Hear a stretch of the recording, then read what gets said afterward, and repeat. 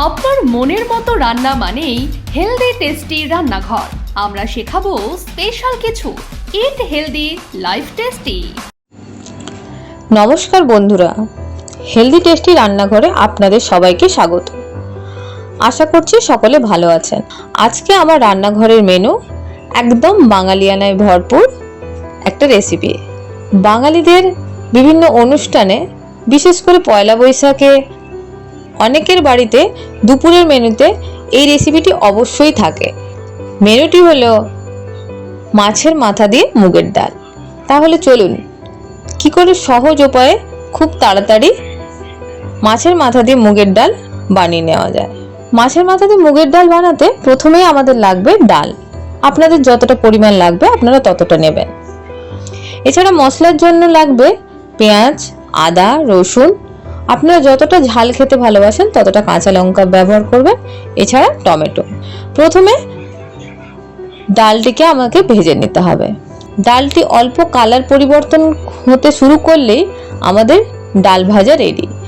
এরপর ভেজে রাখা ডালটাকে ধুয়ে প্রেসারে 2 থেকে 3টে সিটি দিয়ে দেবেন। তারপর ওই কেটে রাখা মশলাগুলোকে গ্রাইন্ডারে ভালো করে পেস্ট করে রেখে দেবেন। কড়াইতে তেল দিয়ে মাছের মাথাটা ভালো করে নুন হলুদ দিয়ে মেখে কড়া করে ভেজে নেবেন। মাছটি ভাজা হয়ে গেলে ওটা তুলে নিয়ে ওই মাছ ভাজা তেলেই পেস্ট করে রাখা মশলাটা দিয়ে দেবেন। সাথে নুন হলুদ দিয়ে মশলাটাকে কষতে থাকবেন। মশলাটা একটু কষা হয়ে গেলে ওর মধ্যে আপনি কাশ্মীরি লঙ্কা গুঁড়ো দিয়ে দেবেন, যাতে ওটা দেখতে ভালো লাগে।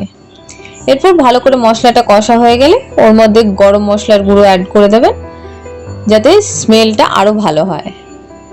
মশলা খুব ভালো করে কষা হয়ে গেলে মাছের মাথাটিকে ভেঙে টুকরো করে নিয়ে মশলার মধ্যে দিয়ে দেবেন। এবার মশলা আর মাছের মাথা ভালো করে কষিয়ে নিয়ে সেদ্ধ করে রাখা ডালটা ওর মধ্যে দিয়ে দেবেন। খানিকক্ষণ ফুটিয়ে নেওয়ার পর তৈরি হয়ে যাবে মাছের মাথা দিয়ে মুগের ডাল। এই রেসিপিটি একদম বাঙালিয়ানায় ভরপুর। বাঙালি বাড়িতে মাছের মাথা দিয়ে ডাল খেতে ভালোবাসে না এরকম মানুষের সংখ্যা খুবই কম।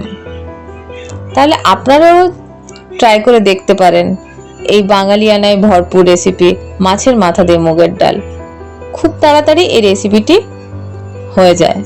তাহলে কেমন লাগলো আজকে আমার রেসিপিটি আপনারা অবশ্যই কমেন্ট করে জানাবেন। ভালো লাগলে অবশ্যই একটা লাইক করবেন।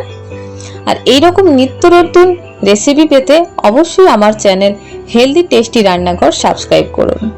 ভালো থাকুন, সুস্থ থাকুন। আবারও খুব তাড়াতাড়ি ফিরে আসবো আপনাদের সাথে আড্ডা দিতে নতুন এক রেসিপি নিয়ে।